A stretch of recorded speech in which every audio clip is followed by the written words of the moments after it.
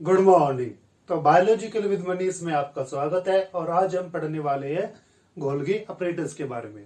हमने cell biology की एक पूरी वीडियो सीरीज जो स्टार्ट की थी जिसमें हमने अलग अलग सेल ऑर्गेनल्स के बारे में पढ़ा था और आज हम पढ़ने वाले हैं गोल्गी अपरेटस के बारे में। गोल्गी अपरेटस जो है ये हम पढ़ेंगे एग्जाम के पॉइंट ऑफ व्यू से, ताकि आपको कोई भी एग्जाम है जैसे कि आप नीट वगैरह की तैयारी कर रहे हो, केवीएस की कर रहे हो, एनवीएस की कर रहे हो या डीएसएसबी की तैयारी कर रहे हो तो आपका कोई भी क्वेश्चन ना छूटे, या आप 12th के स्टूडेंट क्यों ना हो तो वीडियो देखने के बाद आपका कोई भी क्वेश्चन जो होगा इस टॉपिक से रिलेटेड वो नहीं छूटेगा। तो वीडियो को आराम से देखिए, बस आराम से देख लीजिए, आपको अपने आप ही जो चीजें है वो लर्न होती हुई चली जाएगी। तो चलिए स्टार्ट करते हैं। Golgi apparatus. गोल्गी अपरेटस क्या होता है? एक सेल ऑर्गेनल होता है। इसकी डिस्कवरी किसने की थी? इसकी डिस्कवरी की थी कैमिलियो गोल्गी ने। कैमिलियो गोल्गी के नाम पर ही इसका नाम क्या पड़ा? Golgi apparatus. इसको एक दूसरे नाम से भी जाना जाता है जिसे हम गोल्गी कॉम्प्लेक्स कहते हैं। तो गोल्गी कॉम्प्लेक्स और गोल्गी अपरेटस क्या है? वे सेम होते हैं।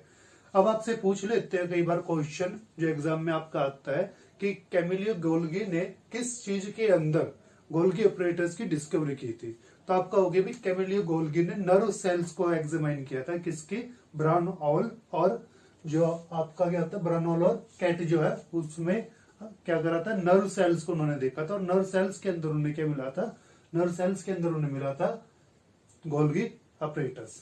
इसी के साथ दूसरा क्वेश्चन यहां से ये बनता है कि लोकेशन, जो गोल्गी कॉम्प्लेक्स होता है, गोल्गी अपरेटस होता है, इसकी लोकेशन क्या होती है? ये किस किस सेल्स में प्रेजेंट होता है और किस सेल्स में एब्सेंट होता है? तो आपको याद रखना है कि ये ऑल यूकैरियोटिक सेल्स में क्या होता है? प्रेजेंट होता है, और प्रोकैरियोटिक्स में क्या होता है? एब्सेंट होता है। मगर यूकैरियोटिक्स में भी कुछ ऐसे सेल्स होते हैं जिसके अंदर ये एब्सेंट होता है।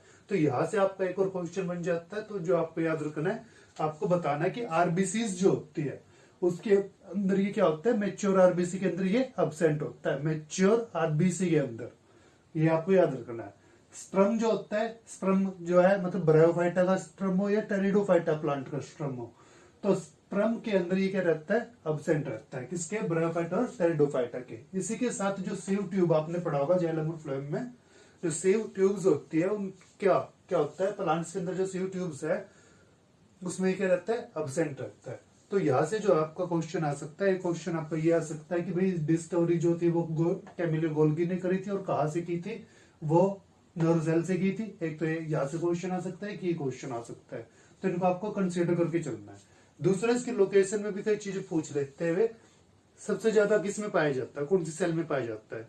तो आप कहोगे जो अब्जॉर्प्टिव सेल होते हैं, जो सिक्रेटरी सेल्स होती है, उनके अंदर गोल्गी अपरेटस जो है वो सबसे ज्यादा पाया जाता है। और वहां अगर उस सेल्स की बात करें आप, तो उस सेल्स में कहा पाया जाता है? तो आप कहोगे कि उस सेल्स में ये सेल की जो मेम्ब्रेन है और उसका जो न्यूक्लियस है उसके बीच में पाया जाता है।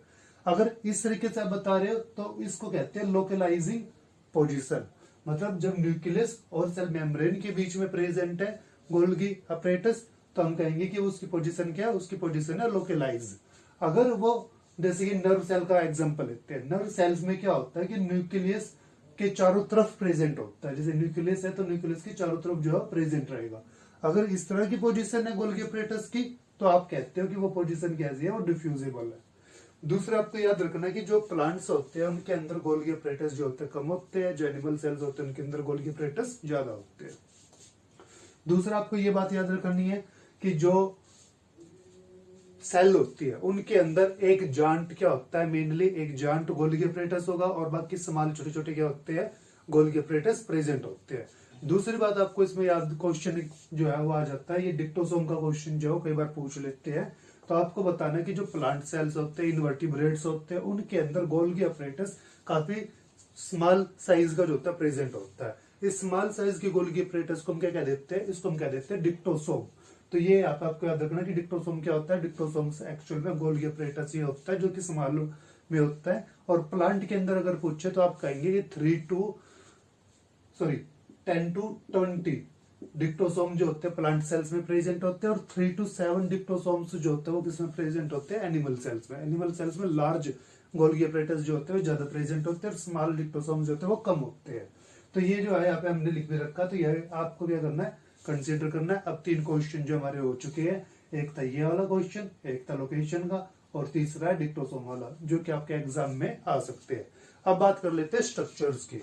तो स्ट्रक्चर्स में भी कुछ क्वेश्चन आ जाते हैं। तो स्ट्रक्चर्स को आपको कैसे याद करना है, स्ट्रक्चर्स में आपको याद रखना है कि जो गोल्गी अपरेटस होता है उसमें एक चीज प्रेजेंट होती है जिसे हम क्या कहते हैं, ये ट्यूब लाइक स्ट्रक्चर्स होती है, एक जिसे हम कहते हैं सिस्ट्रेन।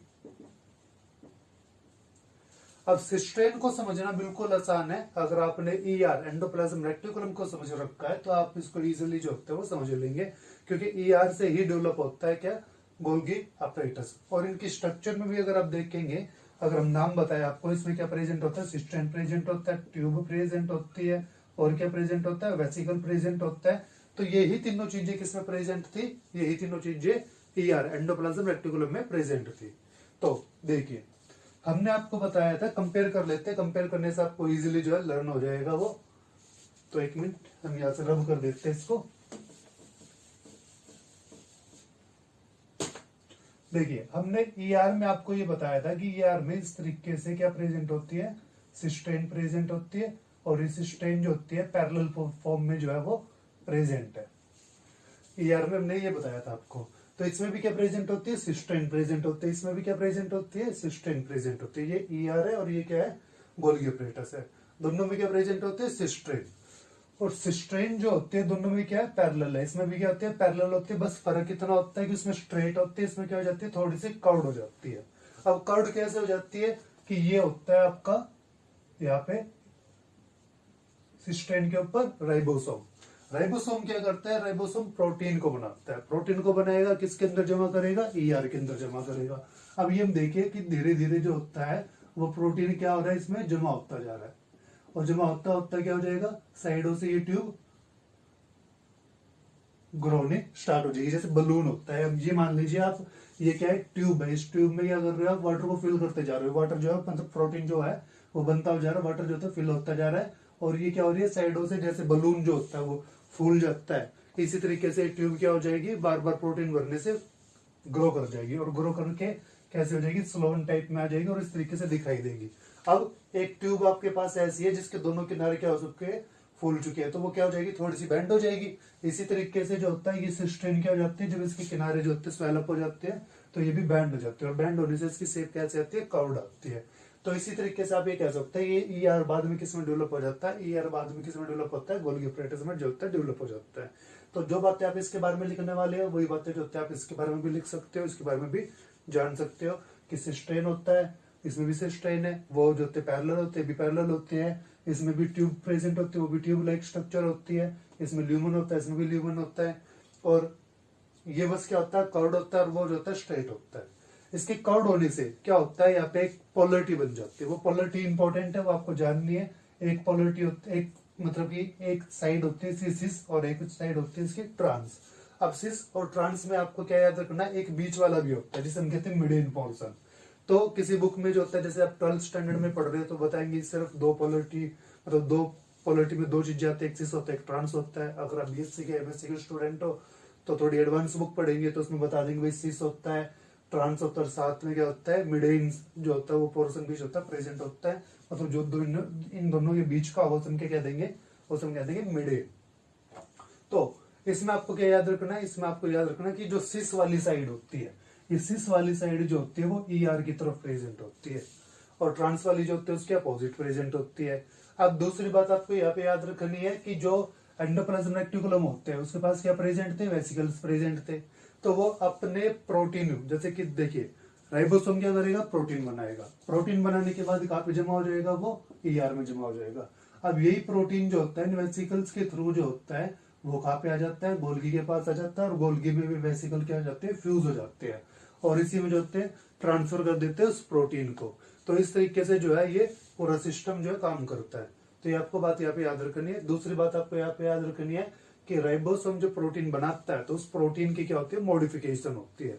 वो मॉडिफिकेशन कहाँ पे हो रही होती है, वो मॉडिफिकेशन हो रही होती है ईआर के अंदर, और कुछ पार्ट जो होता है ट्रांसफर होने के बाद कहाँ पे ट्रांसफर, कहाँ पे मॉडिफाइड होता है, वो होता है गोल्गी अपरेटस में, जिसे हम पैकेजिंग कह देते हैं।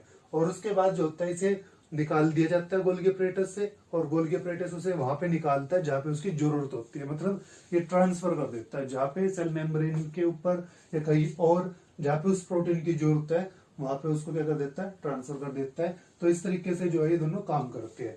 तो इसकी स्ट्रक्चर में हमने क्या पढ़ा है, इसकी स्ट्रक्चर में हमने पढ़ा है कि ये ट्यूब लाइक स्ट्रक्चर्स होती है जो क्या होती है एक दूसरे से मतलब कि अलग अलग होते हैं। किसके द्वारा, साइटोप्लाज्मिक स्पेस जो होता है उसके थ्रू जो अलग अलग होती है, मगर ये एक दूसरे से कनेक्टेड भी होती है ट्यूब लाइक स्ट्रक्चर से। और ये ट्यूब कहाँ पे प्रेजेंट होती है, ये ट्यूब इसके किनारे पे प्रेजेंट होती है, पेरिफेरल पे प्रेजेंट होती है। तो इसमें दूसरा इसका ऑर्गन क्या होता है, ट्यूब। ये ट्यूब कैसे होती है, शॉर्ट होती है, पेरिफेरल पे प्रेजेंट होती है और सिस्टम को जोड़ने का काम करती है। अब ये जो प्रोटीन होगा जिसका पैकेजिंग हो चुका है, ये पैकेजिंग होने के बाद इसको क्या कर दिया जाता है, ट्रांसफर कर दिया जाता है। और ट्रांसफर किसके द्वारा करा जाता है, वेसिकल्स के द्वारा। और कुछ वेसिकल्स जो होते हैं वो इसको अपने अंदर ही रखते हैं और बाद में जो होते हैं चेंज हो जाते हैं किसके अंदर, लाइसोसोम के अंदर। तो आपको ये आपके लिए क्या है, पूरी स्ट्रक्चर है जिसमें आपको ये बताना है कि गोल्गी अपरेटस है, गोल्गी अपरेटस में क्या प्रेजेंट होता है, सिस्टेन प्रेजेंट होता है, ट्यूब प्रेजेंट होते हैं, वेसिकल प्रेजेंट होती है। और आपने ये जानना है कि भाई किस तरीके से ER से जो है गोल्गी अपरेटस बनता है और किस तरीके से ये अपने प्रोटीन को जो होता है वेसिकल के थ्रू क्या कर देता है, ट्रांसफर कर देता है। और आगे ये वेसिकल्स भी क्या कर देते हैं, वेसिकल के फॉर्म में जो होता है प्रोटीन को क्या कर दिया जाता है, गोल्गी अपरेटस से ट्रांसफर कर दिया जाता है। कुछ वेसिकल्स जो होते हैं वो ट्रांसफर नहीं होते, वो साइटोप्लाज्म में प्रेजेंट होते हैं और अपने अंदर के प्रोटीन को एक्टिवेट कर लेते हैं। और उनके अंदर अगर वे प्रोटीन जो एक्टिवेट हुए वो हाइड्रोलाइटिक होते हैं तो वही क्या कहलाता है, वही कहलाता है लाइसोसोम। तो इसी तरीके से गोल्गी अपरेटस किसको बना देता है, लाइसोसोम को भी बना देता है। तो यहाँ पे आपको इसके स्ट्रक्चर में जो होता है ये सभी बातें क्या करनी है, याद करनी है। अब इसके फंक्शन के बारे में जो है देख लेते हैं। फंक्शन काफी इंपॉर्टेंट है, कई बार इसी में से जो होता है क्वेश्चन आ जाता है आपका। जैसे कि पैकेजिंग ऑफ मटेरियल का काम कौन करता है, पैकेजिंग ऑफ मटेरियल का काम करता है गोल्गी अपरेटस। अब गोल्गी अपरेटस कैसे करता है, तो उसी में जो होता है यहाँ पे आपको आंसर दे रखा और फंक्शन भी बता रखा हमने। ग्लाइकोप्रोटीन असल में क्या होता है कि जो प्रोटीन बना है वो प्रोटीन आगे चल के काम करेगा। अब वो काम क्या करेगा, वो अलग अलग तरीके का काम करेगा। तो उसको उस काम के लिए मॉडिफाई किया जाता है। किसी प्रोटीन के साथ जो होता है वो ग्लूकोज को जोड़ दिया जाता है, किसी के साथ कार्बोहाइड्रेट को जोड़ दिया जाता है, किसी के साथ लिपिड को जोड़ दिया जाता है। तो इस तरीके से उनकी मॉडिफिकेशन जो है वो की जाती है। अगर कार्बोहाइड्रेट के साथ प्रोटीन को जोड़ देते हैं तो उसे कहते हैं ग्लाइकोप्रोटीन और ये ग्लाइकोलाइसेशन के अकॉर्डिंग होता है। मतलब इस प्रोसेस को हम कहते हैं ग्लाइकोलाइसेशन। अगर आप BSc MSc के स्टूडेंट है तो आप इसको जो है डिटेल में पढ़ेंगे। लिपोप्रोटीन में क्या होता है कि गोल्गी अपरेटस लिपोप्रोटीन बनाता है, मतलब प्रोटीन को लिपिड के साथ जोड़ देता है और इसे कहते हैं लिपोलाइसेशन। तो ये भी आप जो BSc के स्टूडेंट है तो आप पढ़ेंगे।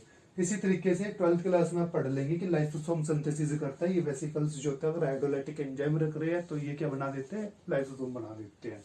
इसी के साथ जो होता है ये अलग अलग तरह के कार्बोहाइड्रेट्स को भी सिंथेसिस करने का काम करता है। जैसे कि ग्लैक्टोज होता है, सेलुलोज होता है, हाइलुरोनिक एसिड होता है, पेक्टिन होता है। तो अलग अलग सेल्स के अंदर प्रेजेंट होते हैं और अलग अलग तरह की कार्बोहाइड्रेट्स जो है वो बना लेते हैं। तो इस तरीके से जो है ये आपका गोल्गी अपरेटस था और इसको आपको अच्छी तरीके से रीड करना। आपने भी क्वेश्चन जानने की जहाँ से आपका क्वेश्चन आ सकता है। अगर आप एग्जाम की तैयारी करो जैसे नीट की, AVS की, NVS की, तो आपके MCQ क्वेश्चन जो वो ज्यादा आते हैं। तो आपको जो है ये वाली डिटेल्स जो है वो ज्यादा लर्न करनी है। अगर आप 12th के स्टूडेंट है या 11th के स्टूडेंट और आपको लिखना है तो आप स्ट्रक्चर के बारे में जो थोड़ी अच्छी तरीके से डिटेल स्टडी कीजिए ताकि आपको लिखने का मटेरियल और डायग्राम जो है वो समझ में आए। तो ये थे आपके लिए वीडियो। अगर आपको वीडियो अच्छी लगी हो, समझ में आया हो कंटेंट, तो आप चैनल को सब्सक्राइब कीजिए, वीडियो को शेयर कीजिए। अगर आपका कोई भी क्वेश्चन है तो आप वो कमेंट करके हमसे पूछ सकते हैं। Thank you.